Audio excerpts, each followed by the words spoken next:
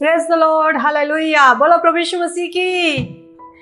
निश्चय परमेश्वर हमारे साथ है और ये उसकी दया है कि हम जीवित हैं, क्योंकि परमेश्वर नहीं होता तो आज हम नहीं होते।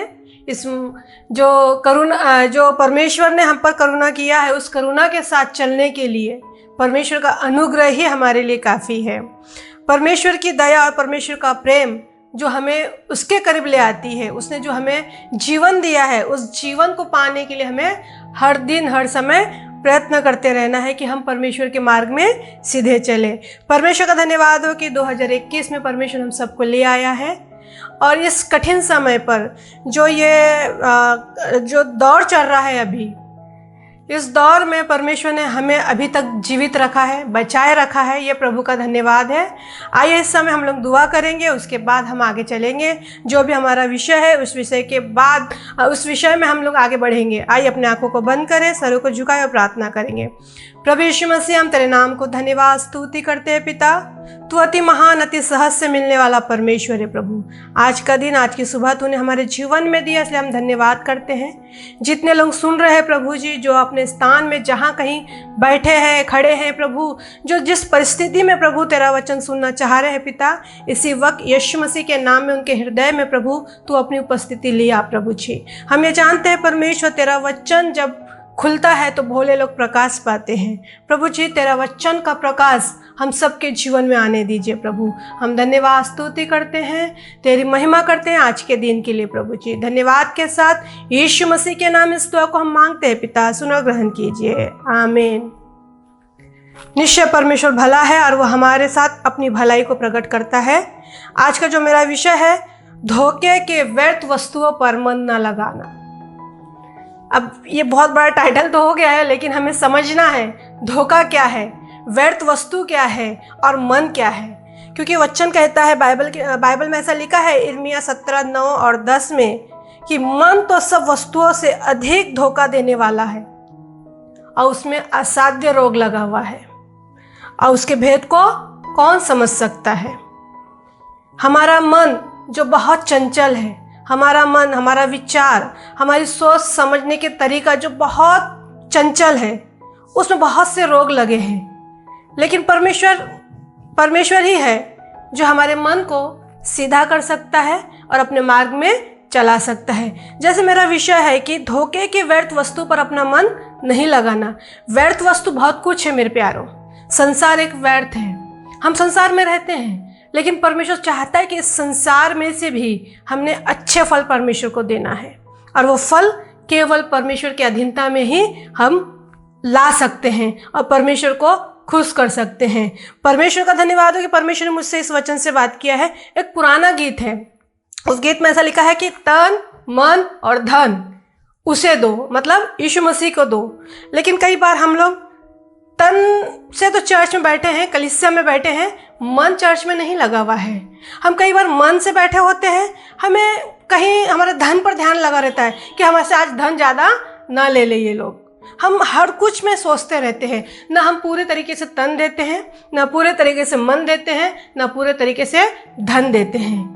हम कौन से व्यर्थ वस्तु में अपना समय बिताते हैं, परमेश्वर कौन से व्यर्थ वस्तु से हमें बाहर निकालना चाहता है और अपनी संगति में और अपनी उपस्थिति में चलाना चाहता है। इसके लिए हम वचन को देखेंगे। योना उसका 2 उसका 8 में ऐसा लिखा है, जो लोग धोखे की व्यर्थ वस्तुओं पर मन लगाते हैं वे अपने करुणा निधान को छोड़ देते हैं।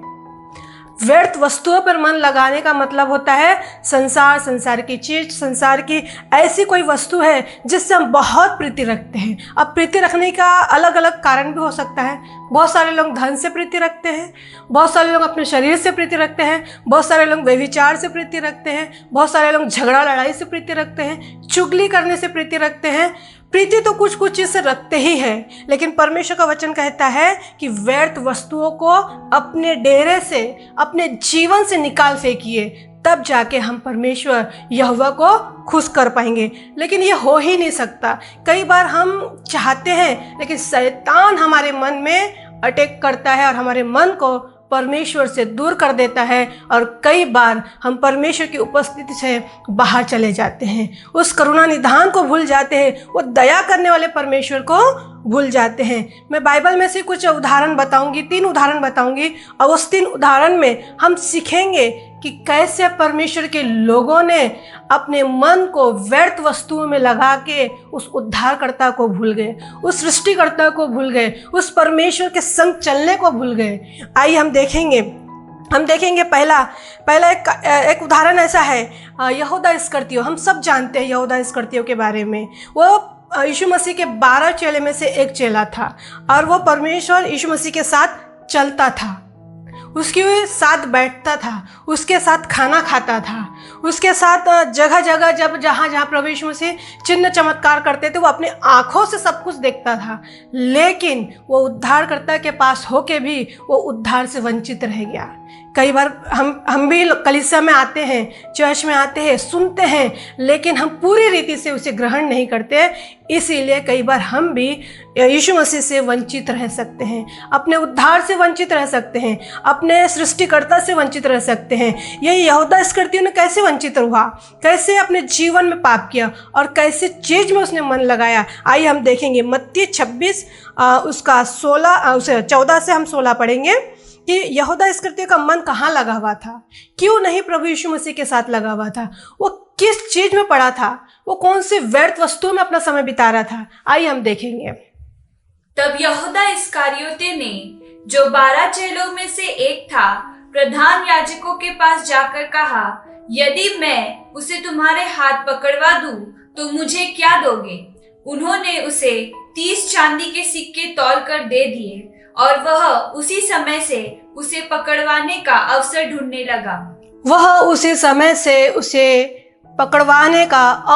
ढूंढने लगा। किस चीज का वो अवसर ढूंढ रहा था? धन कमाने का। वो जिसके पास प्रभु यीशु मसीह ने धन की जो थैली थी, जो बटुआ था, उसी के पास रखवा दिया था, फिर भी उसकी आंखें, उसका दिल दिमाग एकदम तृप्त नहीं होता था। वो कभी भी उद्धारकर्ता को समझ नहीं पाया। उसने व्यर्थ वस्तु पर अपना मन लगाया। और व्यर्थ वस्तु क्या है? धन व्यर्थ नहीं है, धन को हमें कमाना है, लेकिन धन की लालच, धन को जबरदस्ती कमाने की इच्छा रखना, या किसी को बेच के उसको चीज़ को कमाने की इच्छा रखना, धोखे से उसे हड़प कर लेना, ये सब चीज़ व्यर्थ है और यही हमें छोड़ के चले जाना है। यहूदा इस्करियोती ने यीशु मसीह को पकड़वाने की लालसा की, लालच में आया, उद्धारकर्ता को भी उसने नहीं छोड़ा। सोचिए उसके दिमाग कैसा रहा होगा। वो जो परमेश्वर के साथ चमत्कार को देखता था, वो परमेश्वर के साथ स्वर्ग की बातें सुनता था, स्वयं सृष्टिकर्ता के साथ होता था, फिर भी उसका मन उद्धारकर्ता की ओर नहीं था। उसे बेचने के लिए भी वो डरा नहीं, और उसने 30 चांदी के सिक्के में उसे बेच दिया। उसने बेच तो दिया, लेकिन क्या उसे शांति मिली? क्या उस पैसे से उसने अपने जीवन का कोई आनंद खरीद पाया? क्या उसने उस पैसे से अपने जीवन में कोई शांति को ला पाया? नहीं। लेकिन जिस घड़ी उसको पछतावा हुआ, जिस घड़ी उसे महसूस हुआ कि मैंने कौन सा पाप किया, उस घड़ी उसने उस पैसे को फेंक दिया, और फेंकने के बाद उसने अपने आप को फांसी लगा ली। व्यर्थ वस्तु पर मन लगाने वाले मृत्यु के पास चले जाते हैं मेरे प्यारों। और यहूदा इस्करियोती ने वही गलती की और उसने मृत्यु को कमाई। कई बार हम लोग भी संसार में हैं, हम सोचते हैं संसार में है तो हमें कमाना है। कमानी गलत बात नहीं है, लेकिन तरीका गलत हो सकता है। गलत तरीके से जो हम कमाते हैं वो मृत्यु को हम कमाते हैं। हम किसी को दुख दे के, किसी से ठग के, किसी को बेवकूफ़ बना के, या जो काम हमें नहीं करना वो करके हम कमाएंगे तो नरक हमारे लिए तैयार है मेरे प्यारों। उसे कोई बदल नहीं सकता, कोई उसे छुड़ा नहीं सकता। यहूदा इस्करियोती ने मृत्यु कमाई। मैं और आप क्या कमा रहे हैं? इस वचन से हमने सीखना है कि व्यर्थ वस्तुओं की ओर मन नहीं लगाना। उसने व्यर्थ वस्तुओं पर मन लगा के क्या किया? उसने सृष्टिकर्ता को खो दिया, उसने अपने अनंत काल के जीवन को खो दिया, उसने अपने उद्धार को खो दिया, उसने अपने ऊपर जिंदगी भर के लिए कलंक लगा लिया। हम कई बार भी अगर देखिए अभी यह आने वाला है, ईस्टर आने वाला है, गुड फ्राइडे आने वाला है, उसमें जब हम यहूदा इस्करियोती के बारे में पढ़ते हैं तो हम सबसे पहले यहूदा इस्करियोती को सोचते हैं कि यीशु मसीह को बेचने वाला व्यक्ति, उसके ऊपर ये कलंक है, ये नाम है, ये कभी नहीं मिटने वाला। मैं ये बताना चाहती हूँ कि परमेश्वर के साथ जब हम चलते हैं तो मन को कंट्रोल करना सीखें। मन सबसे अधिक धोखा देता है, और जिसका मन कंट्रोल है, परमेश्वर वचन में 10वां वचन ऐसा कहता है, यिर्मयाह का 17 उसका 9 और 10वां वचन में ऐसा लिखा है कि परमेश्वर मन को जांचता है और मन को जांच के उसका प्रतिफल देता है। आपका मन कैसा है? आप दिखाने के लिए बहुत धर्मी होंगे, दिखाने के लिए हम सोचते हैं कि मैं ये काम नहीं करता, लेकिन अंदर अंदर बहुत कुछ हम कर लेते हैं। ये सब करने के कारण हम मृत्यु को कमाते हैं। मेरे प्यारों, मैंने ये बताया कि मैं कुछ उदाहरण से आपको बताना चाहती हूँ। पहला उदाहरण हमने देखे कि यहूदा इस्करियोती का स्वभाव कैसा था, सृष्टिकर्ता के साथ रह के भी उसने मृत्यु को कमाया। हम दूसरा उदाहरण को देखेंगे गहजी के बारे में। गहजी के बारे में आप सब कोई जानते हैं, आप बाइबल स्टडी करते होंगे, बाइबल पढ़ते होंगे, तो आपको पता है, आपने कलीसिया में भी कई बार गहजी के बारे में सुना होगा। गहजी एलिसा का दास था और एलिसा एलिया का दास था। एलिया के बारे में हम सब जानते हैं, एलिया ने 7 चमत्कार किए और एलिसा ने 14, लेकिन अब गहजी की बारी थी मेरे प्यारों 28 चमत्कार करने की। लेकिन इसने भी उस चमत्कार के लिए और नहीं निहारा, गहजी ने उस परमेश्वर की उपस्थिति को नहीं निहारा, उसने परमेश्वर के साथ चलना पसंद नहीं किया, उसने तो लालच करना पसंद किया, उसने धन कमाना पसंद किया और इस धन कमाने के चक्कर में उसने अपने जीवन में और अपने परिवार के लिए क्या कमाया, आइए हम देखेंगे। दूसरा राजा उसका 5वां अध्याय उसका 19 से हम 27 तक पढ़ेंगे, लेकिन इतना लंबा हमें कहानी पढ़ने की ज़रूरत नहीं। हम सब जानते हैं कि कैसा एक नामन कोढ़ी एलिशा के पास आता है और वो कैसा चंगा होता है, और वो चंगाई से उसे जब वो एलिशा उसको कहता है कि तू कुशल से चले जा, लेकिन जब ये बात एलिशा कह ही रहा है कि तू कुशल से चले जा, इसी वक्त उसके मन में, गहजी के मन में लालच आया। 19 और 20 वचन हम पढ़ेंगे, 2 वचन पढ़ेंगे हम लोग। उसने उनसे कहा, कुशल से विदा हो। वह उसके यहाँ से थोड़ी दूर चला गया था कि परमेश्वर के भक्त एलिशा का सेवक गहजी सोचने लगा, मेरे स्वामी ने तो उस अरामी नामन को ऐसे ही छोड़ दिया है। गहजी को कितनी तकलीफ हुई, जिसने चंगा किया, जिसने दुआ किया, उसे तकलीफ नहीं हुई, उसे कमाने की इच्छा नहीं हुई, लेकिन उसके सेवक को इतनी तकलीफ हुई कि मेरा स्वामी ने उस नामन को ऐसे ही छोड़ दिया है। उसने कुछ उससे लिया नहीं, इतना सारा भेंट लेके आया था, उससे लिया ही नहीं। उसने ऐसा सोचने लगा और उसके मन में एक व्यर्थ लालच उत्पन्न हुई, जो यहीं छोड़ के चले जाना है। उसके मन में एक व्यर्थ लालच उत्पन्न हुई और वो लालच में उसने यहोवा की भी शपथ खा ली और कहता है कि मैं यहोवा की शपथ खाता हूँ कि आज उससे कुछ न कुछ हासिल कर लूंगा। आगे पढ़ ले थोड़ा सा वचन। कि जो वह ले आया था उसको उसने न लिया, परंतु यहोवा के जीवन की शपथ मैं उसके पीछे दौड़कर उससे कुछ न कुछ ले लूंगा। यहोवा के जीवन की शपथ मैं उसके पास दौड़ के कुछ न कुछ ले ही लूंगा। मतलब उसके अंदर इतना वो लालच भर चुका था कि वो ना परमेश्वर से डरा, ना परमेश्वर के दास से डरा, और उसके अंदर जो लालच था, वो लालच ने क्या किया, उसे उस नामन के पास दौड़ा ले गया और वहां से उसने कुछ चीज ले लिया। हम कुछ चीज क्या लिया वो हम देखेंगे। 25 से 27 वचन पढ़ेंगे। तब वह भीतर जाकर अपने स्वामी के सामने खड़ा हुआ। उसने सब ले लिया, नामन से सब कुछ ले लिया, अपने घर में जाके सब कुछ रख दिया और भीतर जाके एलिशा के सामने खड़ा हो गया। आगे एलिशा ने उससे पूछा, हे गहजी तू कहाँ से आता है? हे गहजी तू कहाँ से आता है? क्योंकि हमें भी पता चल जाता है, हम भी बच्चे वाले हैं, हमको भी पता चलता है, हमारे बच्चे गड़बड़ पैदा करते हैं तो पता चल जाता है उनके चाल चलन से क्या गड़बड़ है। याद रखे, माँ बाप आँख खुला करके रहे, बच्चे के चाल चलन पर ध्यान रखे कि बच्चा कर क्या रहा है। गहजी को एलिशा ने पहचान लिया कि तू क्या करके आ रहा है। आगे उसने कहा, तेरा दास तो कहीं नहीं गया। तेरा दास तो कहीं नहीं गया। कई बार हमारे बच्चे भी ऐसे बोलते, कलीसिया के बच्चे भी ऐसे बोलते हैं कि हमने तो ये किए ही नहीं, वो तो कहीं गया ही नहीं। आगे उसने उससे कहा, जब वह पुरुष इधर मुंह फेर कर तुझसे मिलने को अपने रथ पर से उतरा, तब से वह पूरा हाल मुझे मालूम था। एलिशा घर बैठे अपनी कोठरी में से ही सब कुछ देख रहा है मेरे प्यारों।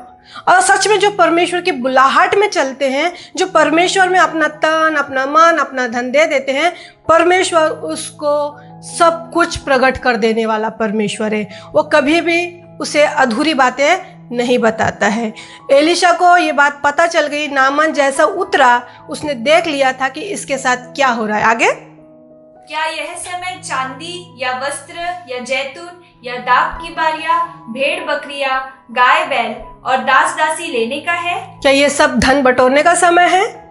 कई लोग धन बटोर रहे हैं मेरे प्यारों, परमेश्वर के नाम से, इसकी चंगाई के नाम से, उसकी चंगाई के नाम से, किसी और की चीज के नाम से धन बटोर रहे हैं।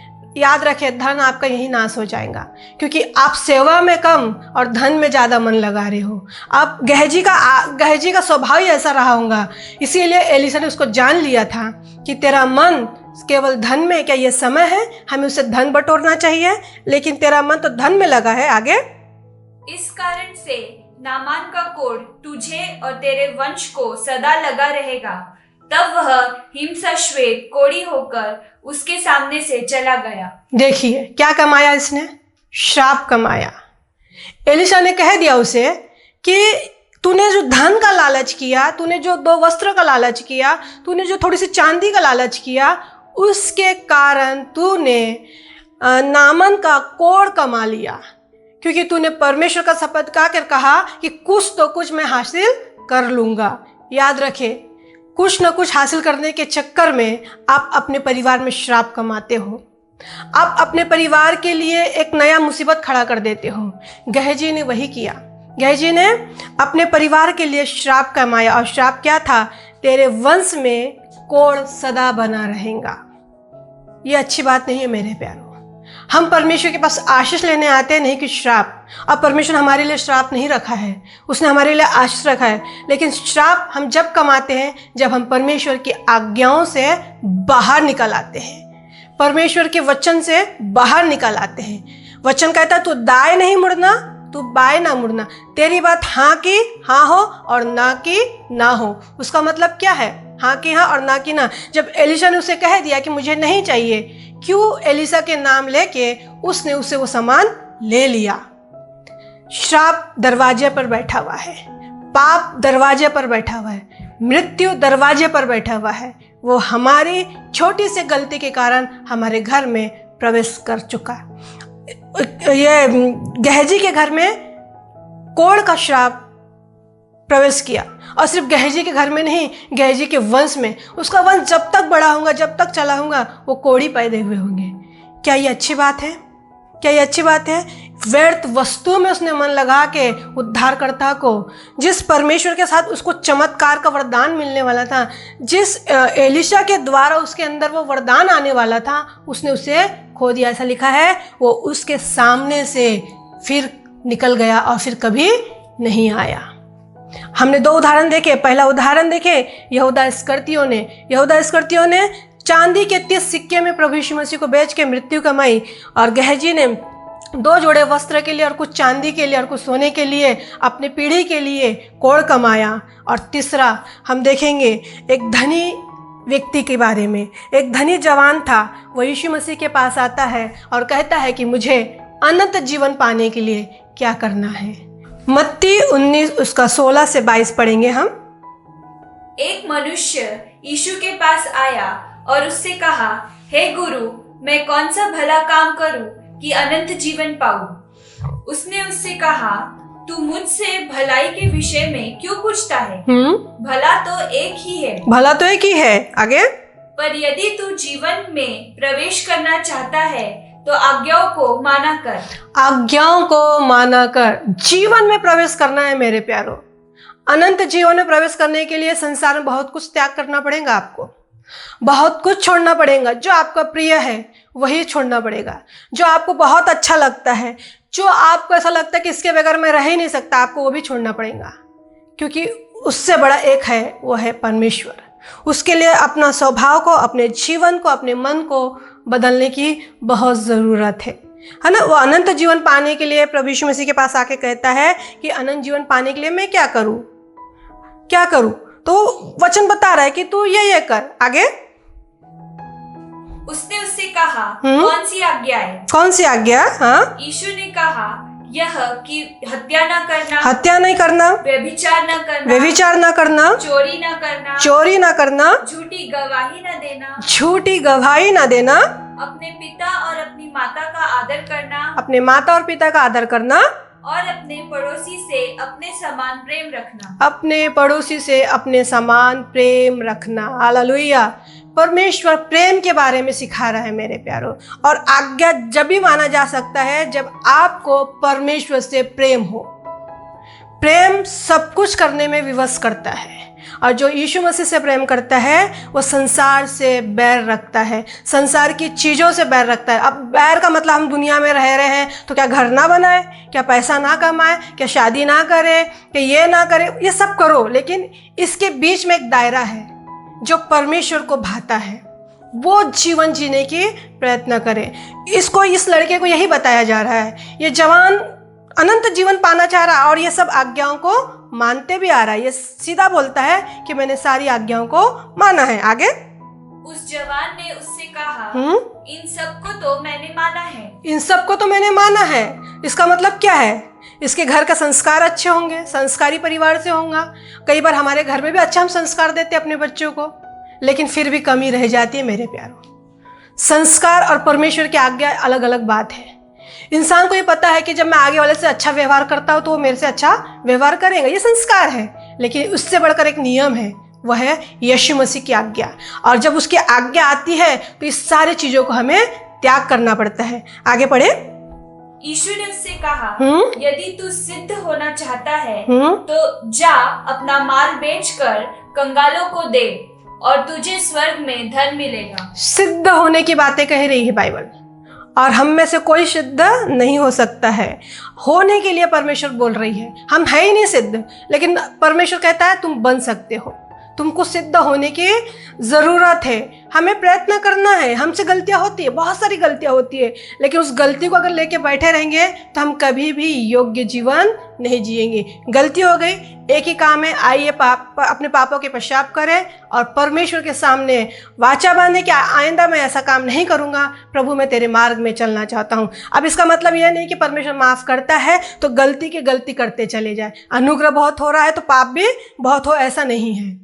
पाप पर कभी ना कभी हमें लगाम लगाना ही पड़ेगा, तब हम सिद्ध बन पाएंगे। अब्राहम को कितने उम्र के बाद परमेश्वर ने कहा कि तुझे सिद्ध होना है। आई थिंक जहाँ तक मैं सोचती हूँ 99 का करीब आ चुका था, तब परमेश्वर उससे बात करता है कि तुझे सिद्ध होना है। और जब वो सिद्ध हुआ तब उसे इसहाक मिला। यूं ही इसहाक नहीं मिल गया, हमें संतान यूं ही नहीं मिल जाता है मेरे प्यारों। संतान को बड़ा करने के लिए परमेश्वर हमसे न्याय लेगा। हमसे पूछेगा तू कैसा पिता था, हमसे पूछेगा तू कैसी माता थी, है ना। सिद्ध बने, जो हम करते हैं वो हमारे बच्चे करेंगे। सिद्धता की ओर चले। अब्राहम सिद्ध हुआ तब जाके उसे इसहाक मिला।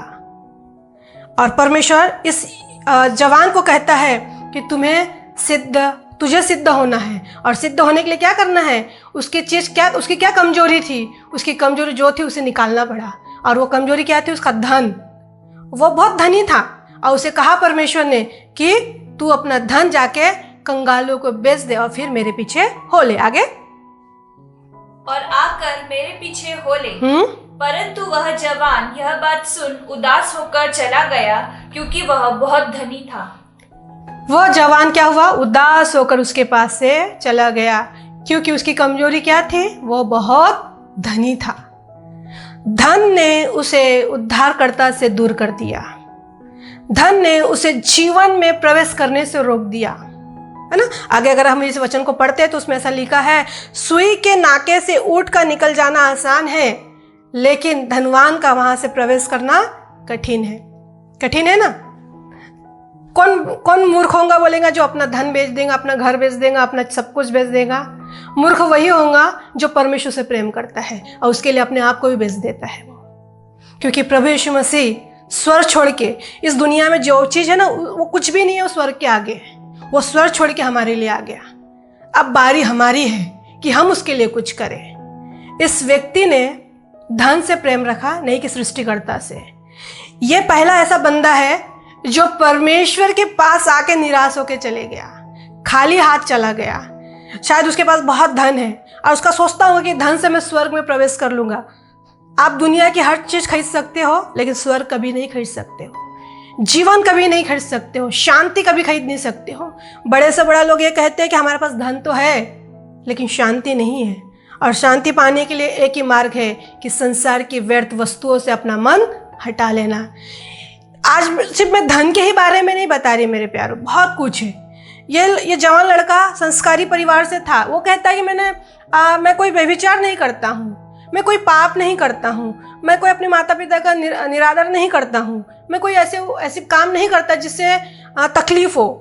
लेकिन फिर भी वो कहीं ना कहीं चूक गया और परमेश्वर के राज से वंचित हो गया। हम सब ऐसे ही करते हैं। हमारा बहुत कुछ ऐसी चीज़ों पर हमारा मन लगा है जो परमेश्वर के प्रेम से हमें दूर कर रहा है। और वचन में जैसा लिखा है, योना 2:8 में हमने पढ़े कि जो लोग धोखे की व्यर्थ वस्तु पर मन लगाते हैं वो अपने करुणा निधान को भूल जाते हैं। मैं और आप कितने बार अपने परमेश्वर को भूल गए, कितने बार अपने सृष्टिकर्ता को भूल गए। जब हमारा पेट भरा होता है तो हमें परमेश्वर की याद नहीं आती। जब हमें शांति की नींद आती, हम चंगे भले होते तो कभी हमें परमेश्वर की याद नहीं आती। अब इस कोरोना काल में किसी को परमेश्वर की याद, बहुत कम लोगों को याद आ रही होंगी, लेकिन लोग तो सोचते जी रहे हैं, जीने दो। नहीं, ये चलेगा नहीं। ये समय है अपने आप को, अपने पापों को मान ले और परमेश्वर की ओर फिर जाए, तब हम जीवन पाएंगे। जैसे मैंने 3 उदाहरण बताई, ऐसे तो बहुत उदाहरण है हमारे पास बताने के लिए, लेकिन ये 3 उदाहरण से हमारे दिमाग में ये सीखने को मिला कि यहूदा इस्करियोती ने धन पर मन लगा के उद्धारकर्ता को बेच दिया और बेचने के बाद उसने क्या पाया? मृत्यु। हम उद्धारकर्ता के पास आके भी अपने स्वभाव को, अपने चरित्र को सुधारते नहीं और मृत्यु को पा लेते हैं। गेहजी ने लालच करके अपने वंश के लिए श्राप पाया, कोड़ को कमाया, और इस धनी व्यक्ति ने सृष्टिकर्ता के पास आके भी उद्धार से वंचित रह गया और उदास होके चले गया। ऐसा हम बाइबल में कितने लोग को देखते हैं। हनन्याह सफीरा के बारे में अगर हम जानते हैं तो उन्होंने परमेश्वर से झूठ बोलना सीखा। अपना धन संपत्ति बेचने के इच्छा में उन्होंने पवित्र आत्मा की निंदा की, उससे झूठ बोला और मृत्यु को देखा। लूत की पत्नी के बारे में हम जानते हैं, जब लूत सदम अमोरा में जब लूत को निकाला गया था और उसे दूतों ने कहा कि तुम इधर पीछे मुड़ के नहीं देखना, लेकिन लूत की पत्नी का मन व्यर्थ वस्तुओं में था। मेरी घर, मेरा सामान, मेरा बिल्डिंग, मेरी चीज़ें, मेरा कपड़ा, मेरा बर्तन, इस चीज़ में उसका मन रहा और वो जैसे पलटी वो नमक का खंभा बन गई। मेरे प्यारों, भूले ना, व्यर्थ वस्तु में मन ना लगाए। हम देखते हैं बिलाम की शिक्षा, कई लोग आज के तारीख में भी बिलाम की शिक्षा में चलते हैं और बिलाम की शिक्षा पाप की ओर ले जाती है। बिलाम परमेश्वर के लोगों को श्राप देने के लिए निकल आया था, लेकिन परमेश्वर ने उसके मुंह से आशीष ही उपजाया, क्योंकि परमेश्वर जिसके साथ खड़ा है उसका विरोधी कोई नहीं हो सकता। बिलाम के बारे में हम देखते हैं, हम लूत के बारे में देखते हैं, हनन्याह सफीरा के बारे में देखते हैं, हम शिमशोन के बारे में देखते हैं। शिमशोन ने भी अपनी जो सामर्थ था उसके पास, जो पवित्र आत्मा की उसके अंदर उपस्थिति थी, जो परमेश्वर के साथ चलने का अनुग्रह था उसके पास, उसने उस अनुग्रह को, उस सामर्थ को लड़कियों के बीच में वेस्ट कर दिया।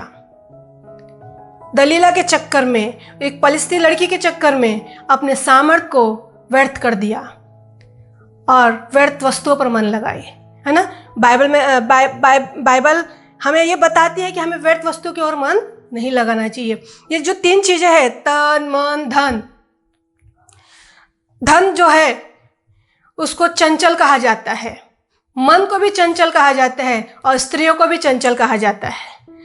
बहुत सारे लोग बोलते हैं मेरा मन यहाँ नहीं लग रहा, मेरा मन वहाँ नहीं लगता। मन कहाँ लगता किसी को पता नहीं होता। मन में बहुत सारे रोग हैं। मन का इलाज केवल यीशु मसीह के पास है, क्योंकि वचन कहता है टूटा मन परमेश्वर के योग्य बलिदान है। जब मन टूटता है तो हम परमेश्वर की ओर आते हैं। धन वो भी चंचल है, आज मेरे पास है तो कल किसी और के पास है, परसों किसी और के पास है। धन भी किसी के पास टिकता नहीं मेरे प्यारों। और जो चंचल स्त्रियां हैं उनके बारे में भी ऐसा बाइबल कहती है, हमें सावधान रहना है। बहुत लोग बोलते हैं ये लड़की चंचल है, ये स्त्री चंचल है, ये मनुष्य चंचल है, उसका मन स्थिर नहीं है। प्यारे, सावधान हो जाए। सिमसोन ने अपने मन को चंचलता में लगा के अपनी सामर्थ्य को गंवा दिया था। औरतों के पीछे, स्त्रियों के पीछे पढ़कर अपनी सामर्थ्य को गंवा दिया था। मैं और आप कई बार ऐसे ही गलतियां कर सकते हैं, है ना। वचन में लिखा है कि परमेश्वर के अधीन हो जाओ और शैतान के सारे अभिलाषाओं से हमें दूर भगाने के लिए वही हमें सामर्थ्य दे सकता है। आइए, मुझे नहीं पता ये वचन किसको कौन सी आशीष देंगी, लेकिन मैं ये जानती हूँ 2021 में ये वचन की हमें ज़रूरत थी, क्योंकि परमेश्वर ने ये वचन हमें सिखाया है। ये दिन बुरे चल रहे हैं, अभी तो कोरोना आया है, इसके बाद पता नहीं क्या क्या आएगा। दिन बुरे हैं और हमें तैयार होना है, क्योंकि परमेश्वर कहता है कहीं तुम इस संसार की अभिलाषाओं में, संसार की वस्तुओं में और संसार की चीज़ों में फंस के अपने उद्धारकर्ता को भूल तो नहीं गए। आइए हम परखें, आइए हम जानें, आइए हम दुआ करेंगे और मैं अपने वचन यही समाप्त करती हूँ। आइए अपने आंखों को बंद करें। मुझे लगता है कि आपको जिसको जो ज़रूरत है ये वचन से आपको मिला होगा। आइए हम प्रार्थना करें। प्रभु यीशु मसीह, हम तेरे नाम को धन्यवाद, स्तुति, तारीफ, बड़ाई, प्रशंसा करते हैं पिता। हम ये जानते हैं प्रभु हम मनुष्य हैं और हम निर्बल हैं प्रभु, लेकिन तेरे सामर्थ पाने से प्रभु जी हम सब कुछ कर सकते हैं। परमेश्वर पिता, हम वचन के अनुसार जीने वाले बने प्रभु, हम सुनने वाले नहीं, उस पर चलने वाले बने। हम हमारे मन को कठोरता से दूर करके प्रभु जी तेरी ओर हम फिरने वाले बने प्रभु। हमारा मन प्रभु चंचल है, इस चंचल मन को यीशु मसीह के अधीनता में हम ले आते हैं प्रभु, कि हमारा मन व्यर्थ वस्तुओं में ना लगे, संसार के अभिलाषाओं में ना फंसे, संसार की चीज़ों में ना फंसे प्रभु, लेकिन तेरी दया और तेरी करुणा में हम चलने वाले बने। कहीं ऐसा ना हो प्रभु कि संसार में फंस के व्यर्थ वस्तुओं में अपना मन लगा के प्रभु जी हम अपने करुणा निधान, अपने उद्धारकर्ता, अपनी मुक्तिदाता, अपने सृष्टिकर्ता को भूल जाए प्रभु। दया कर, अनुग्रह कर प्रभु। जो भी भाई बहनों को ये वचन की ज़रूरत है, आज यीशु मसीह के नाम में उनके दिल में प्रभु तू काम कर परमेश्वर। और जिसे सच में प्रभु जी संसार में मन लगा है, आज यीशु मसीह के नाम में उनके मन को हिलाइए प्रभु जी, क्योंकि वचन कहता है टूटा मन परमेश्वर का योग बलिदान है। और यीशु मसीह के नाम में हमारे मन जब टूटते हैं तो हम तेरे निकट आते हैं प्रभु, तुझ में हम शांति पाते हैं, तुझ में हम जीवन पाते हैं। और जीवन का मार्ग केवल यीशु मसीह है, उसी मार्ग के पास हम आके झुकते हैं परमेश्वर। हम झुकते हैं प्रभु जी, हम देखते हैं परमेश्वर कि हमारे हृदय में कई अजीब अजीब प्रकार के प्रभु जी ऐसी बातें उठती है प्रभु जो तुझसे प्रेम करना रोकती है प्रभु। ऐसे बातों को दूर करिए, हम तेरी ओर फिरे प्रभु, अपने मन को तेरी ओर फिराए, अपने हृदय को तेरी ओर फिराए। और कठिन समय में प्रभु तेरा हाथ छोड़ने वाला ना बने, क्योंकि हम जानते तू हमें कभी नहीं छोड़ता। हम है प्रभु तुझे भूल जाते हैं। हमारे भूलने वाले स्वभाव को, हमारी ढिठाई के स्वभाव को दूर करिए प्रभु और शांति दीजिए। धन्यवाद करते हैं, हमारे मन को सीधा करिए प्रभु, व्यर्थ वस्तुओं में लगने से बचाइए प्रभु। और धन्यवाद के साथ सारा आदर गौरव महिमा हम तुझे देते हैं। यीशु नासरी के नाम से इस दुआ को हम मांगते हैं पिता, सुनिए और ग्रहण कीजिए। आमीन।